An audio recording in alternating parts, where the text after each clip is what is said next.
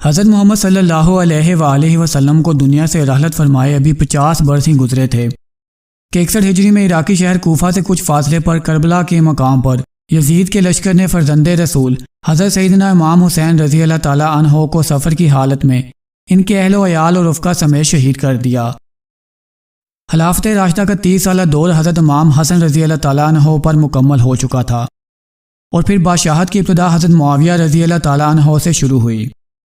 جب 60 ہجری میں حضرت امیر معاویہ کا انتقال ہوا اور یزید ان کا جانشین بنا، تب تخت حکومت پر بیٹھتے ہی اس کے لیے سب سے اہم مسئلہ تھا حضرت سیدنا امام حسن، حضرت سیدنا عبداللہ بن زبیر اور حضرت سیدنا عبداللہ بن عمر رضی اللہ تعالیٰ عنہ سے بیعت لینا، کیونکہ ان حضرات نے یزید کو امیر معاویہ کا ولی عہد تسلیم نہیں کیا تھا۔ اس کے علاوہ ان حضرات سے یزید کو یہ بھی خطرہ تھا کہ کہیں ان میں سے کوئی خلافت کا دعویٰ نہ کر دے اور کہیں ایسا نہ ہو کہ سارا حجاز مقدس میرے خلاف اٹھ کھڑا ہو، جبکہ امام حسین کے دعوے خلافت کی صورت میں عراق میں بھی سخت بغاوت کا اندیشہ تھا۔ ان وجوہات کی بنا پر یزید کے پیش نظر سب سے بڑا مسئلہ اپنی حکومت کی بقا اور اسے تحفظ دینا تھا، لہذا اس نے ان حضرات مقدسہ سے بیعت لینا ضروری سمجھا۔ چنانچہ اس نے مدینہ منورہ کے گورنر ولید بن عقبہ کو حضرت سیدنا امیر معاویہ کی وفات کی خبر دی اور ساتھ ہی ان حضرات مقدسہ سے بیعت لینے کے لیے سخت تاکیدی حکم بھیجا۔ آپ رضی اللہ تعالیٰ عنہ نے تعزیت کے بعد فرمایا کہ میرے جیسا آدمی اس طرح چھپ کر بیعت نہیں کر سکتا اور نہ میرے لیے اس طرح چھپ کر بیعت کرنا مناسب ہے۔ اگر آپ باہر نکل کر عام لوگوں کو اور ان کے ساتھ ہمیں بھی دعوت دیں تو یہ مناسب ہوگا۔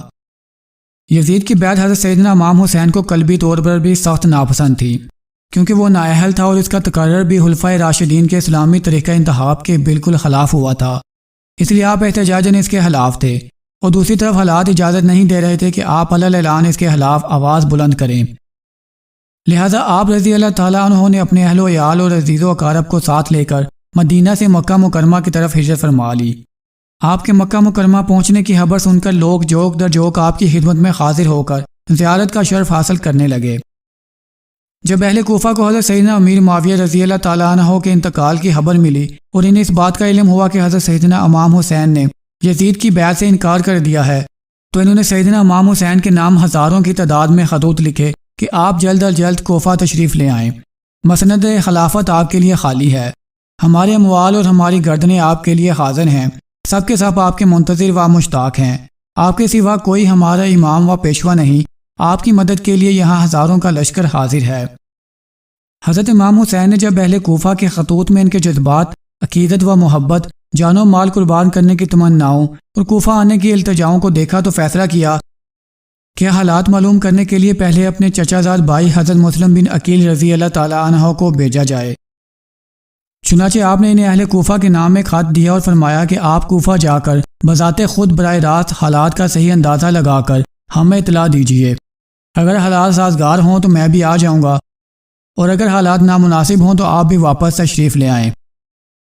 اگرچہ امام حسین کی شہادت کی خبر مشہور تھی اور کوفیوں کی بے وفائی کا پہلے بھی تجربہ ہو چکا تھا، مگر جب یزید بادشاہ بن گیا تو اس کی حکومت و سلطنت دین اسلام کے لیے خطرہ تھی اور اسی سبب سے اس کی بیعت نامنظور تھی، اور وہ طرح طرح کی تدبیروں اور ہیلوں سے چاہتا تھا کہ لوگ اس کی بیعت کر لیں۔ ان حالات میں کوفیوں کا یزید کی بیعت سے انکار کرنا اور حضرت امام حسین سے طلب بیعت ہونا امام پر لازم کرتا تھا کہ ان کی درخواست قبول فرما لیں۔ امام حسین رضی اللہ تعالیٰ عنہ اگر اس وقت کوفیوں کی درخواست کو قبول نہ فرماتے تو بارگاہ الہی میں کوفیوں کے اس مطالبے کا امام حسین کے پاس کیا جواب ہوتا کہ ہم ہر چند درپے ہوئے مگر امام حسین بیعت کے لیے راضی نہ ہوئے، اسی لیے ہمیں یزید کے ظلم و تشدد سے مجبور ہو کر اس کی بیعت کرنا پڑی۔ اگر امام حسین ہاتھ بڑھاتے تو ہم ان پر جانیں فدا کرنے کے لیے حاضر تھے۔ یہ مسئلہ ایسا درپیش آیا جس کا حل بجز اس کے سوا اور کچھ نہ تھا کہ حضرت امام حسین رضی اللہ تعالیٰ عنہ ان کی دعوت پر لبیک فرمائے۔ اگرچہ اکابرین صحابہ کرام حضرت ابن عباس، حضرت ابن عمر، حضرت جابر، حضرت ابو سعید وغیرہ حضرت امام حسین کی اس رائے سے متفق نہیں تھے اور انہیں کوفیوں کے عہدوں کا بھی اعتبار نہ تھا۔ بہرحال حضرت سیدنا مسلم بن عقیل نے اہل کوفہ کی بے پناہ محبت و عقیدت کو دیکھ کر حضرت سیدنا امام حسین کی خدمت میں خط لکھ کر بھیجا کہ ہزاروں افراد نے میرے ہاتھ پر بیعت کر لی ہے اور یہاں کے سب لوگ آپ کی تشریف آوری کے منتظر ہیں۔ امام حسین نے اس اطلاع کے بعد کوفہ جانے کا ارادہ مضبوط کر لیا اور ادھر کوفہ میں جو فساد برپا ہو چکا تھا اس کی آپ کو اطلاع نہیں ہوئی تھی۔ حضرت سیدنا امام حسین نے 3 ذی الحج 60 ہجری کو اپنے اہل بیت و خدام وغیرہ کل 82 افراد کو ہمراہ لے کر راہ عراق کا اختیار فرمائی۔ راستے میں حضرت سیدنا امام حسین کو کوفیوں کی بدعہدی اور حضرت سیدنا مسلم بن عقیل کی شہادت کی خبر مل گئی تھی۔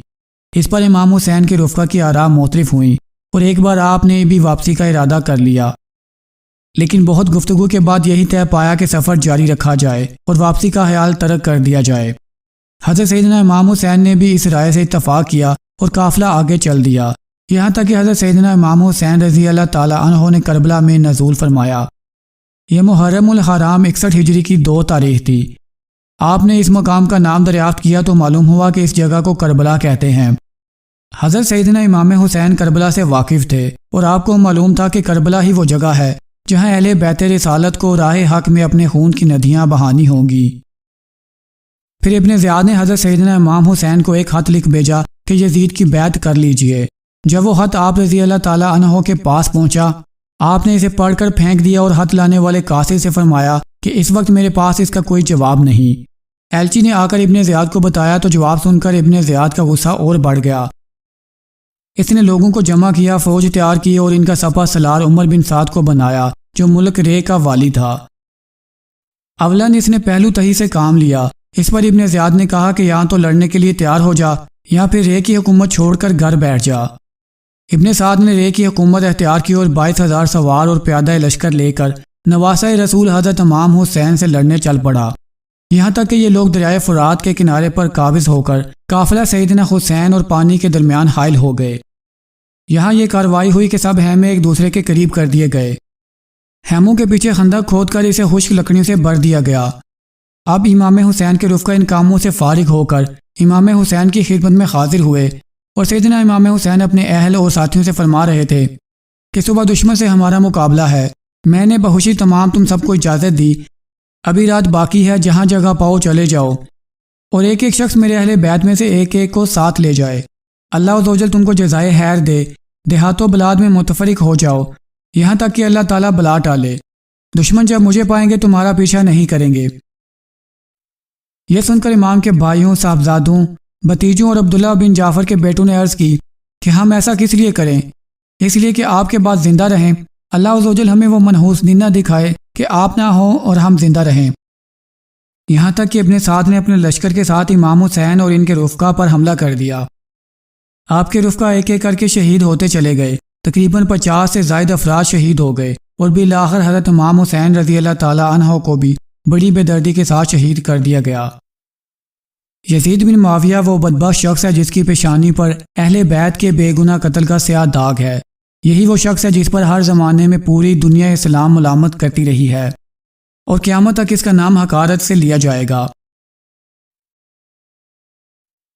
نواسہ رسول حضرت امام حسین کی شہادت عام اسلام کا کربناک سانحہ ہے۔ آپ نے دین کی بنیادی اقدام اور سچائی کے اظہار کے لیے میدان کربلا میں اپنا اور اہل بیت رسول کی جانوں کا نذرانہ دے کر میدان کربلا میں ایک ایسا باب رقم کیا جس کی نظیر ملنا ناممکن ہے۔ واقعہ کربلا کے شہیدوں نے انسانیت کی عظمت کو وضع کیا اور رہتی دنیا تک ایسا نمونہ پیش کیا جسے کسی بھی دور کا انسان فراموش نہیں کر سکے گا۔ ویڈیو اچھی لگی ہو تو لائک کر دیں، چینل کو سبسکرائب کر دیں اور ساتھ بنے بیل آئیکن کو پریس کر دیں۔